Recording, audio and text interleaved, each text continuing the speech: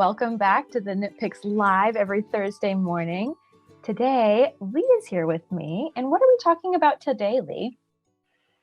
Hi, Hannah. Today we're going to talk about our WIPs, or work in progress, WIPs. That's knit slang. All the projects that we have in progress on the needles right now, and you may only have one. You meaning the viewer may only have one project on the needles, which is totally fine. But I think probably the majority of knitters have more than one, and we are included in that. Oh, yes. So we wanted to share them with you. Mm-hmm.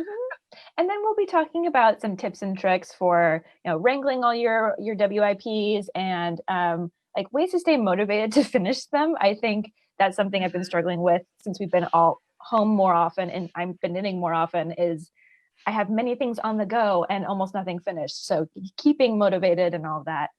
And as we're talking today, if you've got any questions about anything, please chime in the comments. We will answer them as we go. We will also try to provide links if you would like them for anything we're talking about.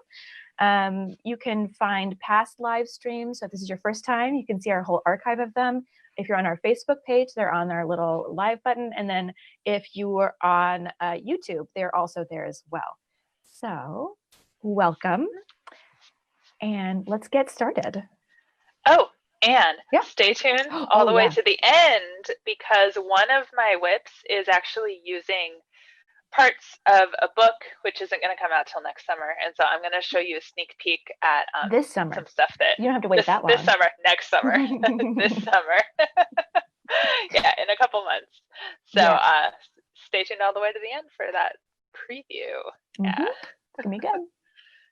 So I think first you wanted to talk, Lee, about doing like accessories and socks, maybe smaller projects. Is that right? Mm-hmm. I think so. Yeah. What are you working on? So my background is I used to design accessories, mainly hats and like shawls and cowls and stuff. So I have like 1,000 of them. So I don't. That's probably not an overestimation either. Yeah, it's really not. So I've been focusing on socks because socks is something I never used to design, and so it's something I don't have a lot of. So I have 3 different pairs of socks on the needles right now. They're all in their little bags so they don't get tangled with each other. That's a great system. I like that, having a bag for each one. Yeah, for socks, it works really well. It's just this one's a tiny little bag. So these are my crazy. This is a Sock Lab reject yarn, actually. This is if you're a longtime fan and follow our Sock Labs yarn. About a year ago, last spring, so a little over a year ago, we had a really bright, colorful, fun flower-inspired yarn called Bouquet, and that one was awesome. So in the color development, we developed a few different color ideas, and then that's the one we chose because that was the best one. This is one of the ones we didn't choose because it wasn't as good. Or it was like too crazy. Yeah, I mean, it's. We wanted to choose the best ones. We did. We chose the best one. And this was one of the ones that was not quite as good as that other one. But what I'm doing is I'm holding it double because knitting fingering weight yarn. So that's the reason I never used to knit socks or design socks. But I've realized my feet are always cold. I like wearing super thick socks, and I like knitting socks if they're not on size 0 needles or whatever. So these are basically worsted weight because it's sock yarn held double. Just a real basic, vanilla socks because the color's so bananas. And I'm doing 2 at a time. So they're kind of almost done. They've just been sitting for a while. So the Sock Lab program that we do, that is a special release of yarn that we release. It used to be every month, and we've kind of spaced it out a little bit more because it's a lot of work on our end, and other projects have come up. So it's it's always in one of our sock bases. So Stroll, which is our merino blend, Hawthorne, which is our more rugged wool and nylon blend. And I think our one this month is Surefoot, which is super fancy and luxurious. So it's just like one and done colors where we release them and to see. It's a way that we can play around with new colors with the mill and also see what colors you're interested in as people who shop at Knit Picks. So then sometimes we will take the concept from one and maybe tweak it a little bit and add it into the line later. So it's a fun program. I'm going to take a second to answer a couple questions that I'm seeing. Andrew is asking WIP for work in progress or UFO for unfinished object. So the way I think about it, I think of a work in progress as it's like on my couch, I'm like actively working on it, right? UFO I think of as something that kind of got forgotten about, which maybe one or two of these I would actually consider a UFO because I haven't like on hold in like over 6 months. Like I do plan on finishing it someday, but it's not like actively. So maybe what we're showing you today is kind of a mishmash. There are maybe a few UFOs in the mix there. Right. Yeah, that's how I think about it personally. Right. Or maybe it's just waiting on buttons or ends woven in. I feel like that's not quite a WIP. I feel like it's on the needles and active stitches. It's a WIP and you're actively working on, or at least semi-actively. Yeah. Or like, pieces of a sweater that haven't been sewn together yet or something like that. Yeah, that's a good way to think about it too. And then Margaret is asking, what size needles am I using for 2 strands of sock yarn? So let's take a look. These socks are using 4s.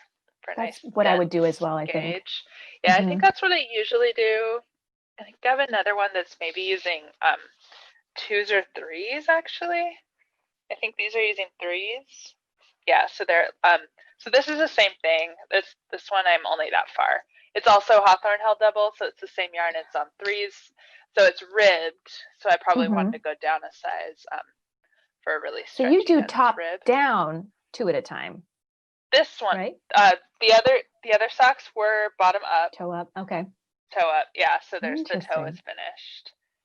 I've been, I'm not a sock knitter, as I mentioned. So I've been trying a few different. Yeah, well, I am now. Yeah. So the couple that I've finished have been top down, and I think this was my first pair that I did toe up. And I like it. I like it better. So I think I'm going to switch to that from now on. But yeah, this is a long ankle there. Yeah. And then the third pair of socks I have right now is actually a weird, it's a giant tube, and they are 2 at a time. They're for my husband. Heels? Yes. Yeah, I'm doing. It's this fisherman sock pattern that you don't even do like a scrap yarn or anything for the heel. You just knit the tube, so that way you can try it on and decide where the heel goes at the end. And since they're not for me, I wanted to get as far as I could in secret for a gift, because it was a gift that I showed partway done. Anyway, once I get as tall as I want, which is tall, these are for big feet and they want to be high, so I still have a while to go. I'll measure where the heel goes, and I'll take scissors and I'll snip, and I'll pick up the stitches and knit a heel on there. Yeah, and we'll link to the pattern. I've always wanted to try that technique, but do it. So for example, around the holidays, I'd want to make the tube and then take it with me to visit somebody. And then I think I could probably do 2 heels in a weekend. So you could have them put it on and then finish the heels and then leave them with the finished socks. I just saw that technique the other day and I was really intrigued. So let me know how that goes. It sounds really cool. Yeah, I will. Yeah. And this is our Felici yarn held together with some recycled cotton. It's so cool. My husband has hot blood. He's always hot. So he doesn't like wool. If I knit him something 100% wool, he'll wear it like 3 times a year on the coldest days. So this is a little bit of wool and mostly cotton. I love so it. he'll actually wear them. Yeah. Yeah, and then a reminder as we go, if you have questions, please chime in. We've already gotten 2, so we'd love some more as we go. Otherwise, we'll just keep showing you goodies. I am also working on socks. I always have a pair of socks on the needles. So it used to be my like running errands, going to movies project, because I knew exactly where I was. It's small enough that it takes you you're no danger of finishing a pair wherever you are. So, and it also takes very little yarn compared to like a sweater. So I am actually doing as well 2 at a time. So if you're not familiar with that technique, I highly recommend looking at videos on how to do it. I believe we have a way of something like on the Learning Center that you can watch. So go ahead and look at our sock section on the Learning Center. I find it's great because you can do 2 socks at the same time. They're identical then. And you don't have that second sock syndrome. There's nothing worse than finishing 1 sock and losing motivation for the second, because 1 sock is not super useful for a lot of people. Yeah. So the one I'm doing is Karen, or our design team. It's called, I think it's 2 at a time, 2 at once, toe up magic loop socks. And this that's is my the pattern. I was gonna recommend that, because I believe that's a free pattern, right? Yes, it's free. And we just, like a month ago, we just did a revamp, which I do the pattern. So I fixed it all up, and it's great as a tutorial pattern. It's a great way to learn that technique. I like it because it will give you some stitches, some measurements to consider, or like the number of stitches to consider. But because it's toe up, you can try them on as you go. So you can make them a little bit bigger, a little bit smaller, shorter, longer. It's more of a recipe. So if you're a fan of like maybe Elizabeth Zimmerman's techniques, it's a little bit more like that than a traditional like spelling it all out for you. But I've found it to be the most helpful, and I've memorized it now, so I don't need to look at it as often. But this is an indigo dye that we did in the office. We have a blog post about it, right? I'm doing it. So we dip dyed Hanks in it, so it's just little spots around. And it's with our brand new Eco Alpaca yarn, sock yarn. So it's an Eco Superwash Alpaca, which is the first in the world. It's very cool. It's a beautiful substrate. So it's super soft, super rugged. I have done a bunch of Hanks with natural dye, so I've accidentally boiled it a bunch, and it has not felted even for a second. It is gorgeous. So if you're going to try hand dyeing, I totally recommend it. And I also recommend it for socks because it's pretty rugged. But it's so soft.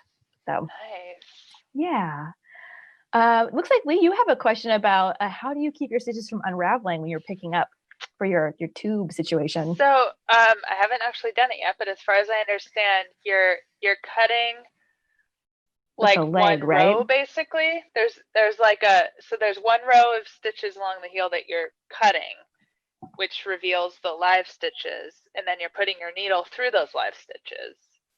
So there aren't any that are going to unravel because you're putting the needle through.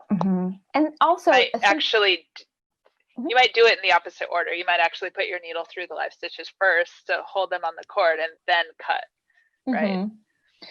And another thing to think about is if you're nervous about your stitches dropping when you're snipping or doing something like that, is you can keep it flat on a table and not hold it. So you're not bending it at all. So when they're flat and you're snipping along, that you can kind of leave it and be more gentle with it and really tease your needle through. So it's a little bit less dramatic than holding it while you're snipping or anything like that. Yeah, and then I have one last pair of socks because it's not actually a WIP because I finished it between when we wrote the outline and when we came on here. But they're my chroma twist socks, and I wanted to show everybody how bright. This is also a worsted, so like Lee's example, we're holding 2 fingering weights double, will give you about the same weight. And these are one of Stacy's patterns. And I can never pronounce it. I will try the Acagliente Socks. It's also a really nice pattern, pretty solid worsted weight, easy peasy. So I just finished it. That's how easy it is. I finished it between when we started talking about this episode or this broadcast and when we went live. Yeah. If anyone's got, there's a couple questions. It looks like, so someone's asking if we've considered doing more books like Knits for Everyone with more shapes to build other styles of sweater. Yes, we have. So it won't happen for a little while just because we were already planned out for so long and we've got some other really cool projects coming, but it is definitely in the backs of our minds. And if you've got suggestions on what you want to see specifically, please chime into these comments and we'll read them later and take that into consideration when we build out that whole proposal. I think it'd be really cool. Cool. Yeah. You want to do home deck projects? Like non-garment, not non-wearables? I just have one big one of those, and that's my He Shift. So I have 1/4. So the Hue Shift blanket, it's a classic Knit Picks pattern blanket. It's knit in 4 quarters, and then those 4 quarters are seamed together into the whole thing. So this is 1 completed quarter, finished, and then the second one is almost finished now. And did you choose custom colors? I if I remember. did. Yeah. So hue shift is designed for 10 colors, which all Hmm. blend in and out of each other. I'm using 40 colors because I'm using I one love it. ball of every single color.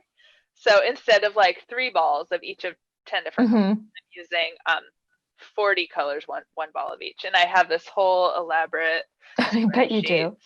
I system for I will say all the that colors. oh, I love it. Looking at if you go to the Hue Shift project on Ravelry, the pattern, you can see everybody else's versions. And like, I love the versions and the colorways that we have picked for people, but I really love looking at everybody else's creativity and getting inspiration from the other versions as well. So yours is so Yeah, cool. yeah. And then I have this basket of colors and Oh the yeah. pattern all. So every time it's time for a new one, I open up my book and I figure out what color's next. And Hmm. the way this started was when I first started working at Olympics a year and a half ago. I fell in love with the hue shift immediately because I wasn't familiar with it before. Oh And yeah. then there was a bunch of just kind of reject one-off balls of yarn, which were like available to us Samples or yeah. Hmm. employees, and I was like, oh, you know what? There's enough of a giant rainbow in there, and so it's a mix of a couple different yarns. It's wool of Really? the Andes, worsted Hmm. superwash, and swish worsted Worsted. superwash. So Okay. Oh, it's I like that. It two looks different. soft but So rugged. they're both superwash wools, so they Hmm. should like wash okay together and stuff like that. But yeah, it's just like all I love all the it. yarns. So this is my movie project. Every square is knit to a movie. So on I every other forgot weekend or about so we that. have a movie night and I do a square. So it's a very long term project that's just sitting there by the couch all the time. So, Oh, I love it. I want to say like a good shout out to like everybody who's joining us from everywhere. We've got, South Florida, we've got Yakima, Washington, San Diego, Australia, England, and Vancouver. You're all over the place. Welcome. Thank you for joining us today. hi. And then I am working on something a little bit less wild. I have been doing sets of the Kina's washcloth, which is my pattern, and it's just a garter stitch washcloth with a worsted weight held double. So this is in Cotton Reflections, and it's just super quick. I don't have to memorize anything. They hold up really well. I've been gifting these to people, not only for like scrubbing house, your counters and things, or your dishes, but also my friend's been using it at bath time with her kiddo, and it's lasted for years, and it looks great. So I love being able to give somebody like a nice soap and some little dishcloths, but I don't want to have to do it last minute. So I like building up a little library of them that I can just package and give to somebody on the fly. So it's been a nice Nice. project. That's just mindless, easy. And it also it's Yeah. two colors held double, I believe. So you can get some really cool color changing things and use up your stash really easily if it's a cotton. And then Cool. actually I have one more thing that's not knitting, but it uses yarn. So I Oh, have been on a making a doll bender, like just making dolls because it's a nice, like I don't have to think about it. It's not sized for anybody. They'll last forever. And I had a bunch of the Chroma Twist at home. So the We Wonderfuls doll pattern, I've been using it for hair. And I really love her pattern. Her instructions are pretty good. And Chroma Twist makes really great doll hair, surprisingly. So that's just like a non sequitur, but it has taken up my entire week last week was just making these dolls and all the little clothes. So wow, that was unexpected. I know. But I love how Chroma looks as hair. Left That's turn. cool. So there's other things you can do with your projects that are not just knitting all the time too. Yeah, so I've got tons of these washcloths and the needles, and I've got tons of the yarn just wound up ready to go. So whenever I'm at the couch, I can just cast on another washcloth and be done with it too. Nice. Um, what else? Oh, so we talk about, so if anyone's got any questions, let us know. Thank you for Um, joining us. Mm-hmm. Francesca is asking how much Oh, yarn do you need for fingering weight doubled socks? So these, which are pretty good size, I'm using 2 balls, so 1 ball per sock. I still have that much left. Um, so yeah, one skein per sock, kind of. I did a pair in Stroll and Felici, which are smaller balls. They're like 50 50 gram grams. balls Mm-hmm. each, and I did need 2 balls of each of those. So So 4 total. So same 200 grams. Mm-hmm. But I didn't Right, so use about all. 100 grams per sock. Yeah, 100 grams per sock. I didn't use all of both, so but they're kind Mm-hmm. of short too, so it depends how big your socks are. So about 200 grams total. That's the answer, I guess. Yeah. Yeah, so if you're getting scrappy with your socks as well, you can weigh out 200 grams and you'll know you've got plenty to work with as well. Hmm. Yeah. Yeah. Um, Uh, do you want to go to any garments? other questions? We're gonna add more links. Um, Mm-hmm. there's only so many of us, so Yeah, we'll well, add them more afterwards links. as So well. afterwards, we'll add a bunch more links to all the Mm-hmm. projects that you're seeing today. Mm-hmm. So yeah, so garments. Yeah, what garments do you have going? I feel like I'm talking a lot. You go. I only have one, Oh. but it's tiny. So I've got, there is a new baby on the way in my extended friend circle. And I have been making, there's the Otterfly cardigan pattern, which I discovered on Ravelry. It's a paid pattern, but it's a really good Otter Fairy cardigan that we'll put the link in the show notes as well. And it's the cutest little like fisherman's rib squishy sweater, and Oh. it goes up to I think like 3 or 4 year old size, but it's such a relaxed fit that it could really fit a bunch of different sizes. The only thing it's needing, so this is technically a UFO, going back to our earlier question, because all it needs is buttons. But because it's hard to get buttons these days, it'll have to wait. But I've been making these little sweaters, which are really sweet, and in a cotton yarn, so it's breathable, and in a couple of different sizes, so the kiddo can wear it whenever they fit it. Because babies come out at different sizes. I didn't occur to me that newborn in a pattern is not necessarily the newborn size the baby will start out at. Sometimes they come out much bigger and sometimes much smaller. So I'm just making a bunch of sizes so they can fit whenever. Nice. Yeah. Cool. Thank you. Lorraine is asking about what's a good durable yarn for hiking socks.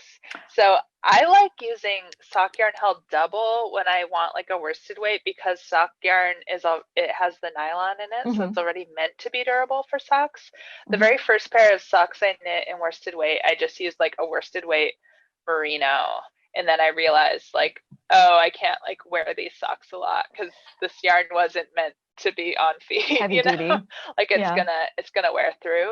Um, so that's why I like using like Hawthorne held double, because Hawthorne is like a really durable, solid sock yarn. absolutely. Um, that's what I'd recommend. Can you think of any other like heavier yarn that would be good? Well, so for me, my hiking socks, I actually like them thinner. I don't like having the thick socks. I wear thick socks around the house, but I don't, they just wind up being too frictiony in my shoes when I'm hiking. So I tend to use a fingering weight, but I reinforce the heel and the ball of the foot. So I will either hold a yarn double, or I think there's a nylon thread that you can buy. You can hold along with it to give it a little bit more rugged durability. Um, Otherwise, I just get really good at mending as well. But Hawthorne is by far, I have never had a hole show up in any of my Hawthorne socks. I've been knitting in it for maybe 6 years now. So it is, I mean, whereas everything else is kind of worn out over time, which is understandable. It's a heavy use thing. Like even commercial socks wear out eventually.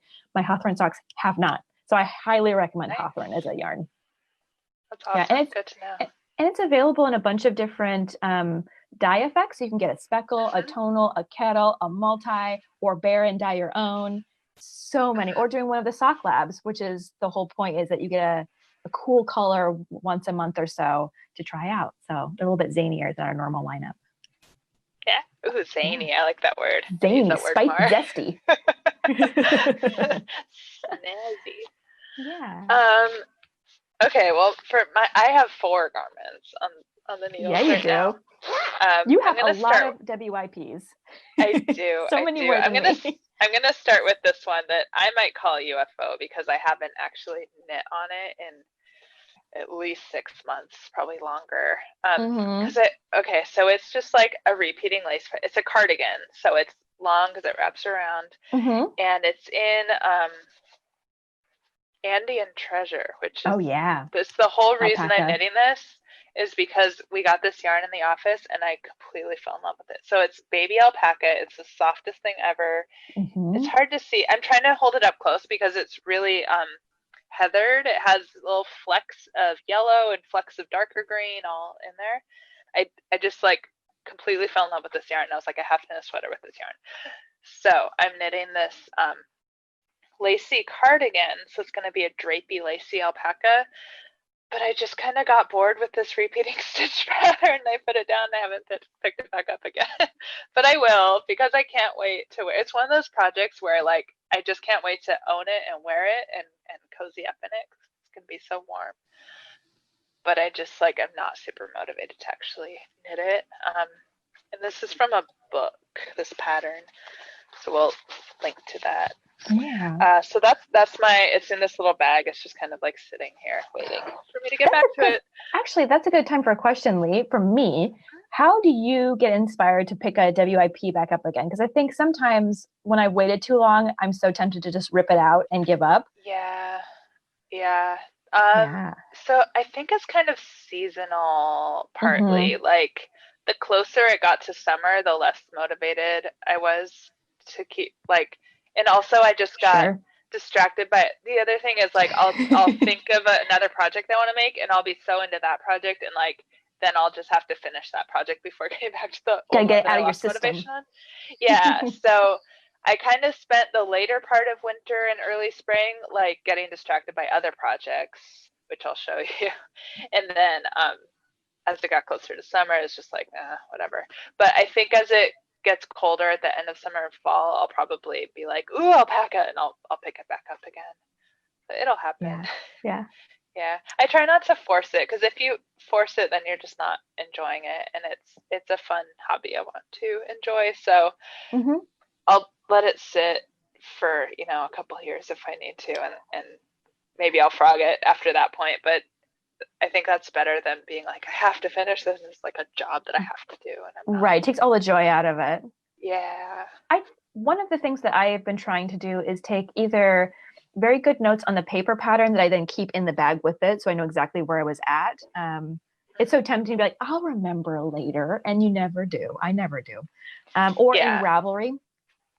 Yeah. Or somewhere I can find it again. Yeah. Yeah, and this one's easy because I'm in the beginning part where I haven't actually started any shaping it, and it's like an eight row repeat stitch pattern. So it's pretty easy to see where you were. Yeah, it's pretty easy to just pick it back up again. But if I get into like a shaping part and I put something down and I think I might not pick it back up again, I make sure I have like I use like PDF apps on my phone with highlighters and notes, and I'll like take notes like on my phone in the app. I like that. Or Ravelry for sure. Notes. Yeah. A trick that I also do with Ravelry is I will make sure that I'm keeping exact track of how much yarn a project used. That way, if I ever want to make it again, and the needle size. So if I ever want to make it again, I don't have to do a gauge swatch again. And I know that I could maybe get away with a partial ball if sometimes like the pattern will say how many skeins it uses, but it doesn't necessarily say like the percentage of the skeins. So maybe it's 2 and maybe like 1/8 of the next one. So it says 3 on the pattern, but you don't really need 3. So I like to keep those notes in my head. Like how many did it take me to use? And then I can bust my stash a little bit easier too. So sometimes it's an easy way to kind of dip back into a project or remember what you were up to. Yeah, that's good. What else do you have in your bag of tricks? So there's what I have. So it's another instance of getting this yarn in at the office. This is Comfy Color Mist. So it's the notebook color, which I think Hannah is your favorite color. It is my favorite. Green. Yeah. So we got this set of colors with 8 other colors, and I picked up the green and the black, and they just like needed to be striped. I needed to stripe those 2 yarns. I had to. I couldn't get it out of my head. So I didn't have a pattern in mind, but I wanted just a really basic vanilla kind of sweatshirty pattern because this is a cotton acrylic blend, and I thought it would make a really good just like sweatshirty kind of sweater. And I found this pattern. I didn't find it. It's from the Cadence collection, which I designed the book of. So I proofed this pattern. And it's designed for completely different yarns. It's designed for like a fancy lace weight held double in like a super loose, like see-through kind of gauge.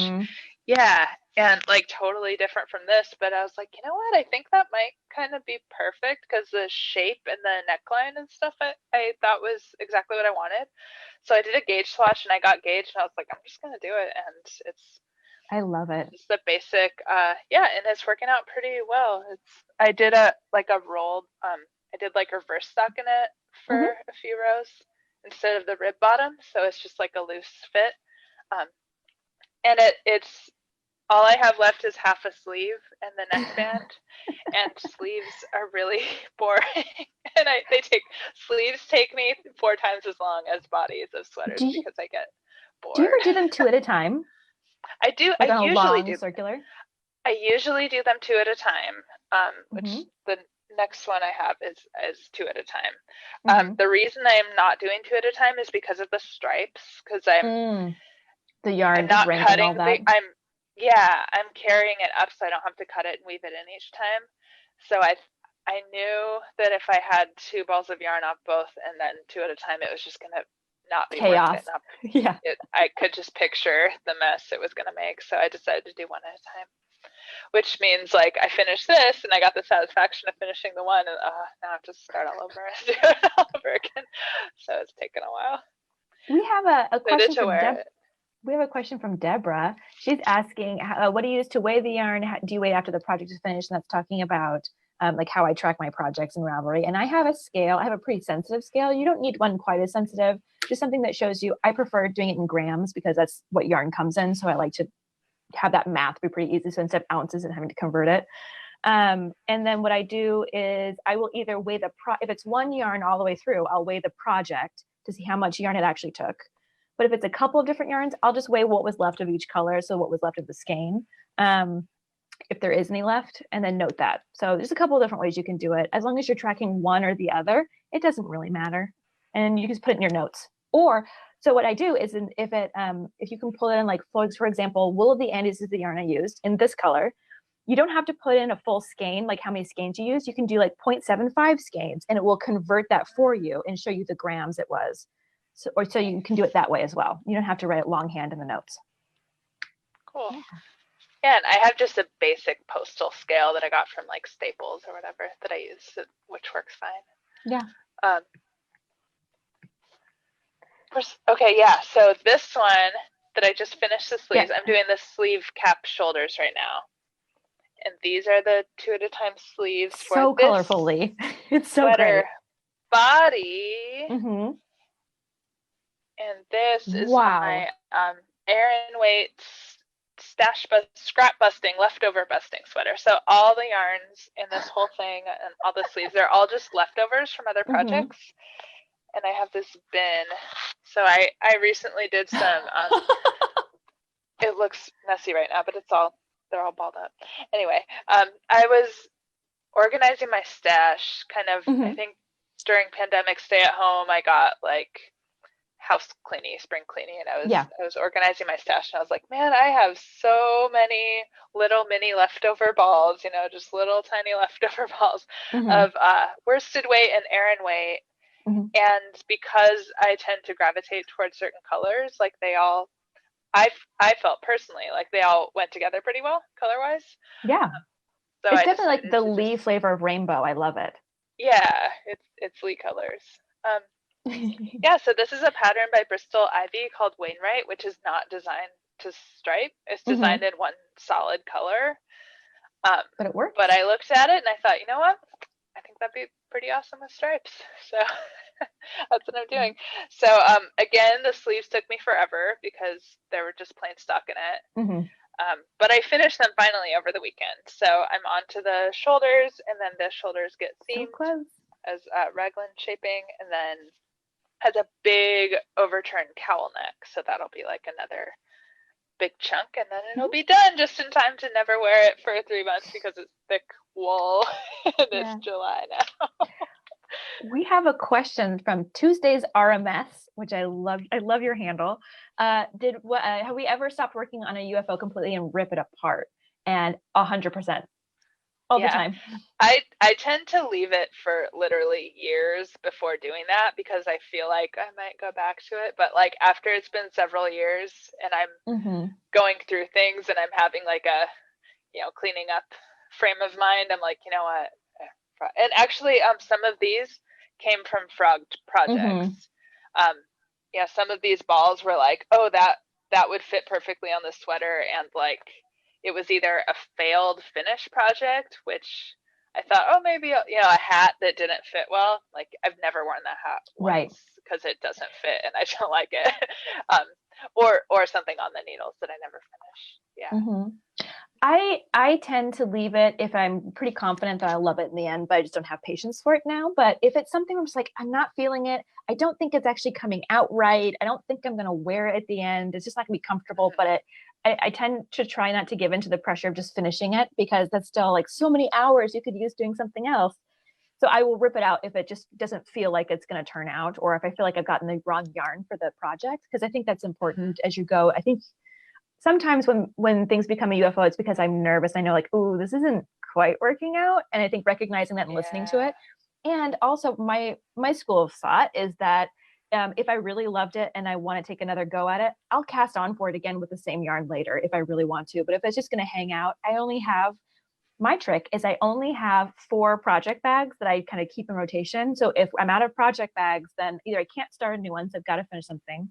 And it also encourages me to clean out my system, my bag system, because like if a project is just lurking, it doesn't deserve to get a bag sometimes. And it just needs to go and be yarn again. And Yeah. frogging is when you rip something out, because it's Yeah. called, it's like ribbit. There's a funny rip it sounds like Rip frog it. sounds. It's another knitter term which you will see on the internet, so like WIP or Yeah. UFO. Frogging is another one, or tinking, so it's knit backwards, so you're kind of undoing some stitches.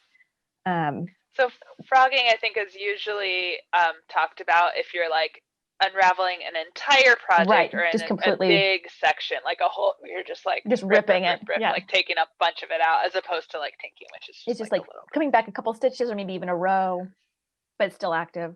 There's one last project I Yeah. want to talk about, Lee, really quickly, because I know Yeah. we've been talking for a while. I Um, know.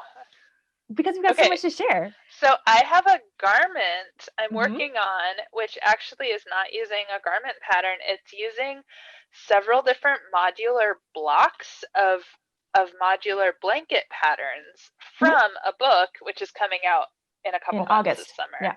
Yeah. So we have this modular blanket book, and I got so inspired by these modular blocks that I love have that color palette. one, I want two, to talk about and that then one. Yes.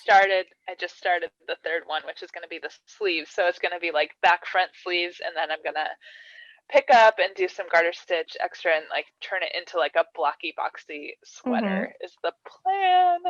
Yeah.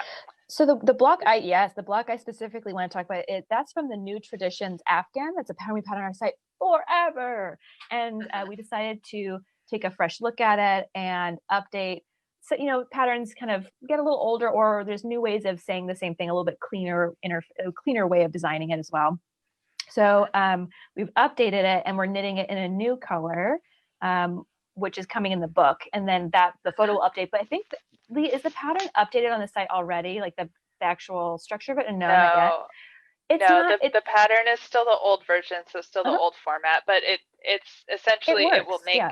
it will make this. It just isn't going to be as nice Clear. as the freshened up new one, which is coming later. Yeah. Right. I don't think we changed the structure of it much or at all. So structurally, it's the same. It's just more like the layout of it is a little bit funny, and just we're making it a little bit more clear. So yeah, I redid all the diagrams and stuff. Yeah. Right, and I made the same block, but I did it in Woda tweed, or wool of the Andes tweed. We call it, so for the super users out there, we call it Woda, so wool of the Andes.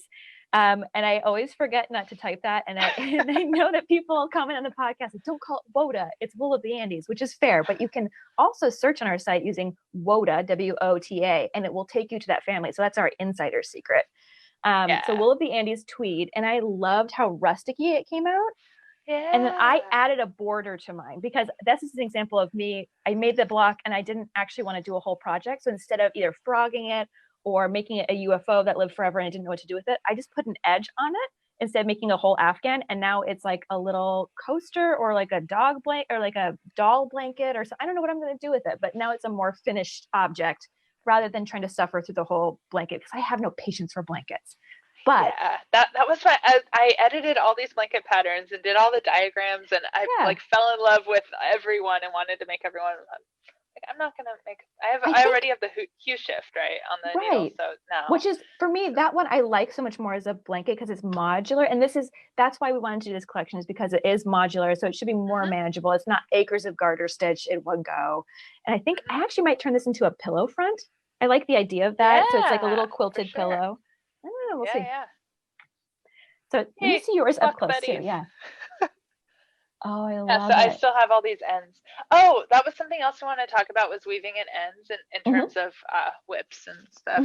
So I do weave in my ends as I knit, me too. If at all possible, which is usually possible. Like for example, on these big sleeves, every single stripe has 2 ends, and I wove them all in as I went. So if you look inside, like they're all woven in already. I just have to snip them. With these though, because of the weird way that the modular pieces work, it's not always possible. So I still have a whole bunch of ends I still have to weave in. I did weave in my ends as I went. So what I did is yes, I did. So you do the square and then I did it with a lot of them. Yeah, so I knit it in segments. And so when I finished, for example, this block here, or like you pick up the purple, you knit the purple, and then you pick up the pink inside. So once that little section was done, I just wove in all those ends because I knew that it wouldn't interfere with the next rows because they're little pieces. So I just did them as I finished like a little section of the instructions. I just wove in my ends because it was chaos on the backside and I didn't want to deal with it. So actually I'm looking in the back now and I'm realizing it was actually this block where it was impossible, but this block it was. So I actually weave them in as I knit, like into my stitches as I knit, which I was able to do on a lot of the ends. There's actually not that many ends considering how many pieces there are. Yeah, so you can see there. I think it makes a project with many pieces more manageable if you're kind of taking care of the finishing as you go. Because I think at some point, once you get about 2/3 through, you start to realize the finishing that will be involved, and that gets overwhelming for me, and I give up. So I'd rather just tackle it as I go. Yeah, and I tend to not let a finished project sit because it has ends to weave in, because by the time I actually finish it, I get really excited to wear it. So I will usually weave in the ends right away. But I know some people tend to be like, it's all the way done except for weaving the ends, and it sits there for like 6 months. And that's, I like to do it as I go if I can, for sure. Yeah. Plus it gives me zero excuses to not finish it because it's like, I've already done all the hard work. I might as well just be done. Yeah. So again, everyone who's joined us, we've been talking about our WIP stack, like our works in progresses, and giving some tips as we went and answering questions about like how to finish projects, how we're actually knitting the things that we're working on now. If you've got any questions, feel free to pop into the comments. Even after we're live, we'll try to answer them. We will be including links to everything. And we shout out to everybody who joined us from all over the world. We had people from Sri Lanka, Romania, Colorado, upstate New York, Maryland, Ottawa, and Miami. It's just like, it's such an amazing mix of people. And I'm so glad you were able to join us today. Wow. Yeah. Hi, everybody. You can see us. So we will be broadcasting every Thursday morning. For the most part, we will tell you if we take a break at 8:30 a.m. Pacific Standard Time. And Pacific Daylight Time. Pacific Daylight Time. You're right. So Pacific Time. Right. And we will put a little announcement on that you can kind of queue it up or save it to remind you to watch when we're on. If you're looking for past live broadcasts, because we've been doing this for a little while, you can find them either on YouTube, on our channel. There's a live stream thing. We also have them on our Learning Center on the website now. The past ones, I think the most recent ones will take a little bit of time to get up there. So you can watch them on our website. You can also watch them here on Facebook if that's where you're joining us from, which I think you are. And there's a little live section so you can watch past ones and watch current ones every Thursday morning. If you're looking for extra inspiration during the week between broadcasts, we have a podcast that drops every other week, and you can find that on our website as well, or on any podcast service. It's just Nitpicks Podcast, and you'll hear Lee and I and other people from the team chime in every other week and give you some extra knowledge and cool behind the scenes things. And you can join us also on Instagram and Pinterest, and again on Facebook. The Together We Knit group is a huge community of really enthusiastic knitters, and we love watching all your projects come to life and eavesdropping on everybody's conversations, because it's like the gathering of knit nerds, and it's my favorite. Yeah.